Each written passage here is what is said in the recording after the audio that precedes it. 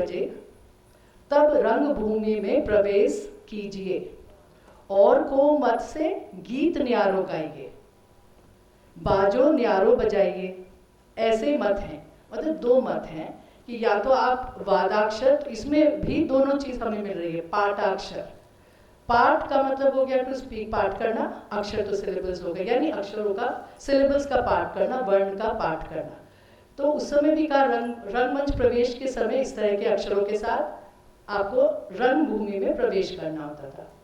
पर दूसरा भी मत है कि गीत से, तो वो हमारा दूसरा विवर्तन नृत्य हो जाता है, या तो चमत्कार नृत्य से प्रवेश करिए या विवर्तन नृत्य से। दो तरह के ऑप्शंस इसमें दिखा दिए गए हैं। अब संगीत दर्पण, इसके आगे मैं बताना चाहूंगी जो हमारे महाराज जी है, बिरजू महाराज जी, तो महाराज जी की एक घर की एक पोथी जिसे वो बोलते थे, अबाउट 200 पेजेस की संस्कृत की लिखी हुई, तो वो उनके पास हमेशा रहती थी। वो किसी को देते नहीं थे, कभी ट्रांसलेट नहीं कराई। वो एक उनके लिए बहुत ही पूजनीय घर की एक धरोहर थी, जिसको वो केवल अलमारी में बंद रखते थे। उसको कभी किसी को कभी खोल लिया, देख लिया, समझ लिया, वापस रख दी, कुछ उसका किया नहीं। फिर जब कोविड का पीरियड चालू हुआ, लॉकडाउन का समय शुरू हुआ, तो ये हुआ कि कुछ तो इसका करना चाहिए अगर पॉसिबल है।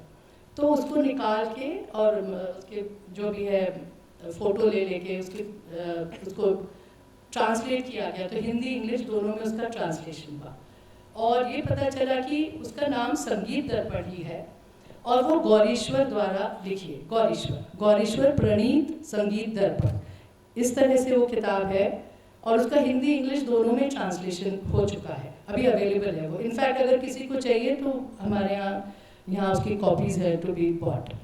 तो उस किताब में फिर चीज़ें वही हैं जो संगीत दर्पण से आ रही हैं, किसी दूसरी तरह से व्यक्त है।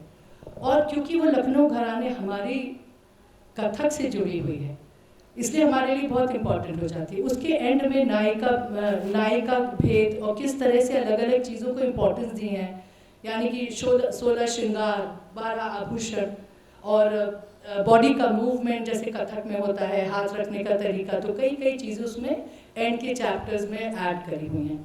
और पहली जो 4.5 चैप्टर्स हैं उसमें जो किस तरह से संगीत यहाँ पर आया धरती पर, उसकी कथा है, वो भी बहुत ही अच्छी कथा है। उसके बाद वो टेक्निकल पोर्शन शुरू होता है। तो इस वाली का मैं गौरीश्वर संगीत दर्पण से एक पढ़ना चाहती हूँ। चीज़ वही है, कहने का तरीका सब अलग अलग होता जाता है। शब्द चाली और वाद्य प्रबंध के बारे में है।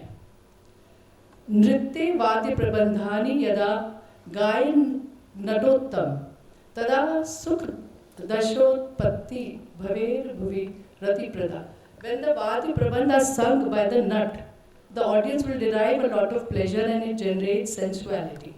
तो अभी हमने जहाँ भी हम शब्द उगटन देखेंगे रास के पदों में, सब में उसी लाइन में आता है कि मन मुदित हुआ, यानी पढ़ंत करने से या बोलने से या गाते और बोलते हुए नृत्य करने से मन को बहुत ही आनंद प्राप्त होता है। वो चीज़ आनंद का यहाँ कई बार जिक्र आता है। Next slide. और इसी तरह से इसके आगे है गौरीश्वर वाली संगीत दर्पण में, क्योंकि ये अब हमारी सबसे नया ये ट्रिटाइज है जो महाराज जी के, बिरजू महाराज जी के अपने घर से उपलब्ध हुआ है, जो कि अभी और कहीं पे नहीं मिला है, कहीं भी और इस तरह की कोई भी कॉपी नहीं मिली, वन एंड ओनली कॉपी का ट्रांसलेशन है। While dancing, when the sound of clapping of hands matches the syllabus played on the musical instrument to the accompaniment of garugi ताल in all 4 directions, यानी हाथ की clapping की आवाज़ जो वादक है उसके बोलों से मिलनी चाहिए और उसी समय गारुगी ताल पर नृत्य होना चाहिए।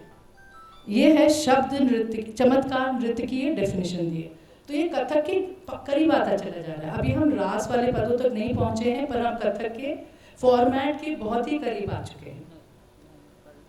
नेक्स्ट, अब हम संगीत मालिका, मोहम्मद शाह की संगीत मालिका पे जाते हैं। तो सिर्फ मैं श्लोक उसका पढ़ रही हूँ, शब्द नृत्य का ही ये बारे में है। शब्दानृत्यंतु कथितं शब्दाक्षर समुच्चरम अक्षरोपि घातस्य शब्दांते भ्रमरी भ्रमण। इति शब्द नृत्यम, बस 2 लाइन का डेफिनेशन। लेकिन इसमें शब्द आंते भ्रमरी भ्रमण, शब्दों को बोलने के एंड में भ्रमरी भ्रमण। अब 2 चीज हो सकती है, या तो वो चक्कर हो गया पूरे, भ्रमण भी है, भ्रमरी भी वर्ड है और भ्रमण भी है, तो भ्रमरी करते हुए भ्रमण है, एक वो हो सकता है। दूसरा तिहाई है एंड में क्या, एक वो क्वेश्चन भी है। तो ये सब क्वेश्चंस है विच आर अनआंसर्ड। इसका भी ट्रांसलेशन चल रहा है संगीत मालिका का, ये IGNCA की कॉपी में से ये लिया हुआ है।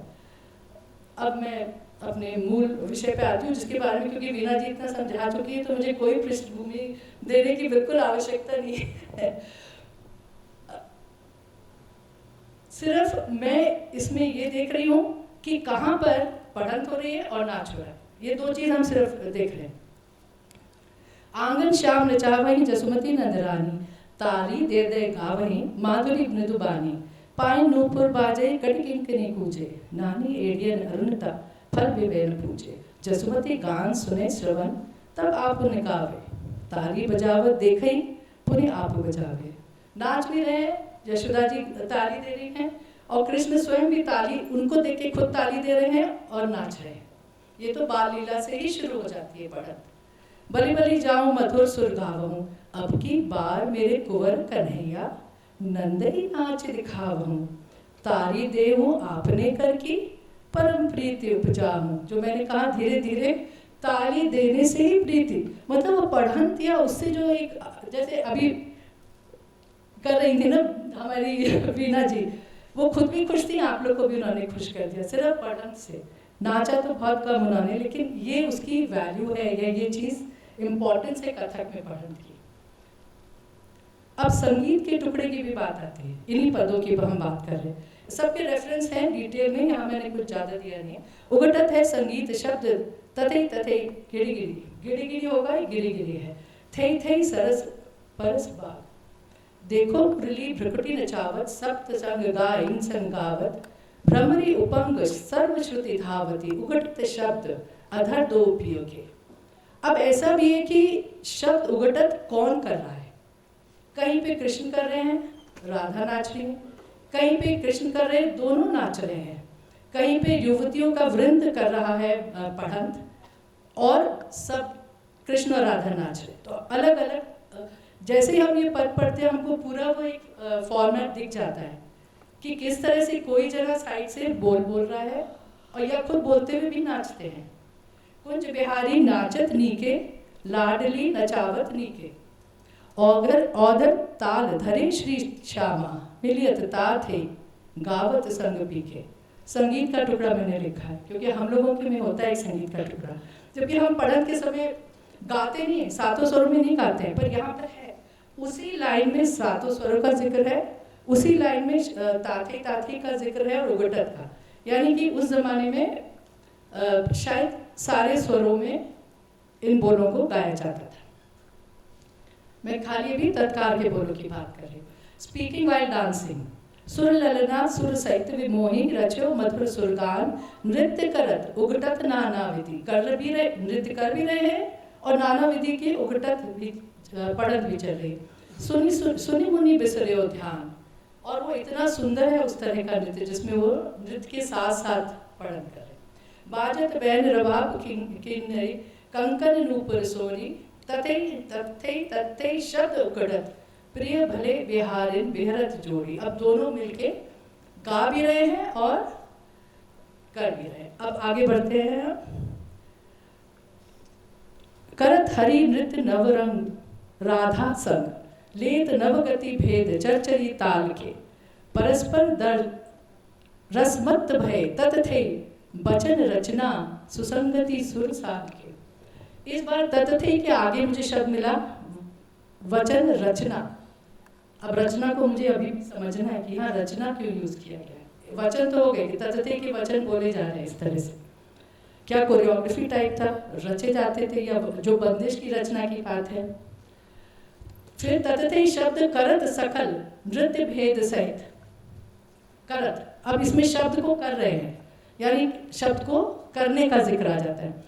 सरस सुदंग में नागरी थे थे कहत, अवनी पद पटकत, और थे थे कहने के साथ वो पैर से नृत्य कर रही हैं। तो कहने के साथ फुटवर्क, पद पटकत बिल्कुल तत्कार की बात करता है, तत्कार शब्द भी आता है इसमें कहीं पे।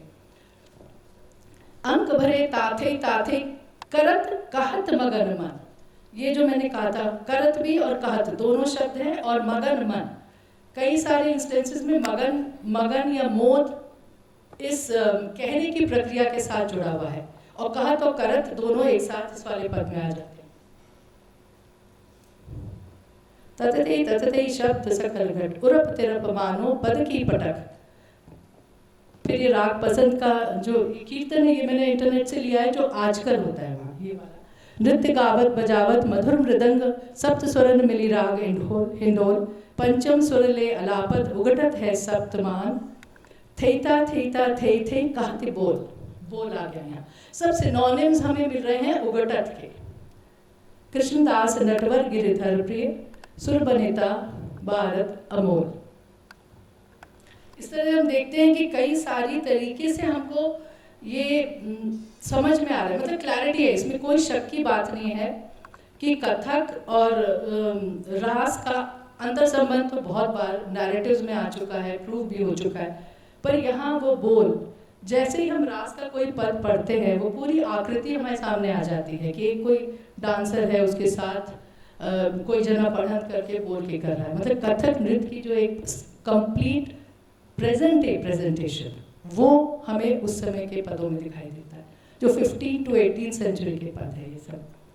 तो अब कंक्लूजन में ये मैं कहना चाहूँगी, स्टोरी टेलिंग जो फॉर्मेट है वो एक well defined structured dance presentation की तरह हो चुका है रास का, क्योंकि उसमें पहले प्योर नृत्य होता है, फिर लीला, वो हो गया, फिर नाट्यशास्त्रिक जो ट्रेडिशन है फोक, कथक जो है उसमें दोनों चीज़ें आ चुकी, मार्गी और देसी।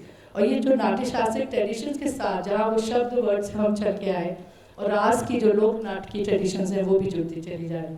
कथक फिर शब्द नृत्य से सिमिलर है, जैसे कि एंशिएंट ट्रेटाइजेस में हम देख सकते हैं कि उसका कुछ अंश है हमारे आज के कथक में।